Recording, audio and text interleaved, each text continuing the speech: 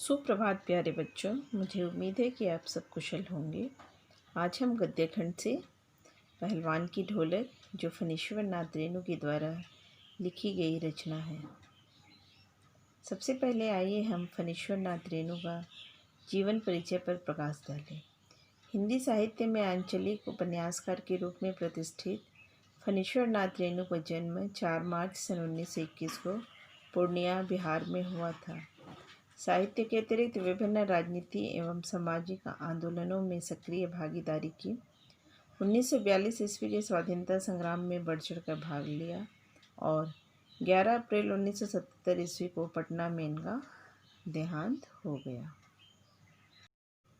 इनकी प्रमुख रचनाएं उपन्यास हैं मैला आंचल, पढ़ती परिकथा, कितने चौराहे, दीर्घ, तपा।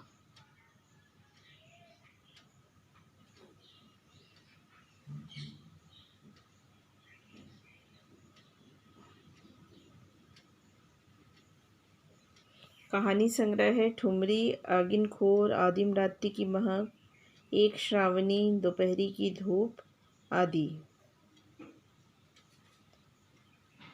संस्मरण है ऋण जल, वन तुलसी की गंध, श्रुत अश्रुत पूर्व।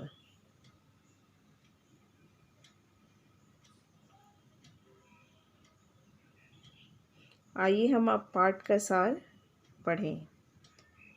पहलवान की ढोलक कहानी के माध्यम से लेखक ने गांव अंचल एवं ग्रामीण संस्कृति का सुंदर चित्र प्रस्तुत किया है।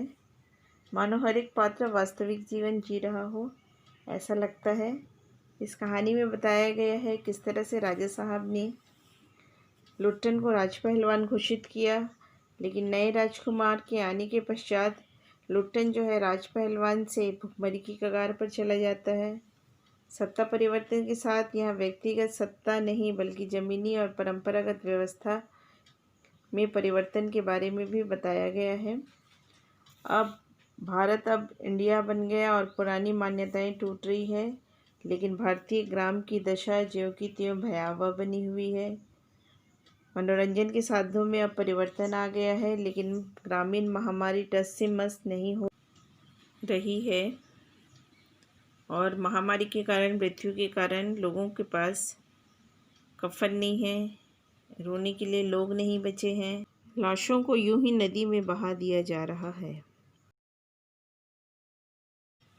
पहलवान की ढोलक एक कहानी है। इस कहानी के पढ़ने के पूर्व हम कहानी के तत्वों के बारे में जानें। किसी भी कहानी के लिए सबसे पहले जो आवश्यक तत्व है वो है कथानक, जिसे हम कथावस्तु भी कहते हैं। अर्थात हर एक कहानी की एक कहानी होती है जो पात्रों के माध्यम से आगे बढ़ाया जाता है। कहानी का तीसरा तत्व है संवाद। संवाद के माध्यम से पात्र एक दूसरे का परिचय देते हैं। कई बार ऐसे संवाद होते हैं जिससे हमें पात्रों का अपने आप के द्वारा ही परिचय दिया जाता है। और संवाद के लिए एक भाषा और भाषा शैली का होना बेहद आवश्यक है, और जिससे कहानी जो है वो आगे बढ़ती जाती है। एक निश्चित देशकाल और वातावरण में कहानी का गठन होता है और अंत में लेखक जो कहना चाहता है, क्या वह अपने उस उद्देश्य को प्राप्त किया।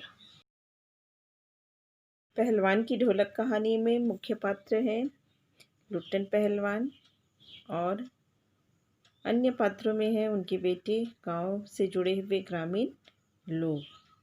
उनके बीच में जो संवाद हो रहा है उसमें कई प्रकार की ग्रामीण शब्दावली, अंग्रेजी के शब्द, लोकोक्तियों का सुंदर प्रयोग है, लोक भाषा का प्रयोग है, भाषा में प्रवाह है। पात्रों एवं परिवेश का इतना सच्चा चित्रण जो रेणु जी ने किया है वह अत्यंत ही दुर्लभ है। मानो ऐसा लगता है जैसे हर एक पात्र वास्तविक जीवन जी रहा हो।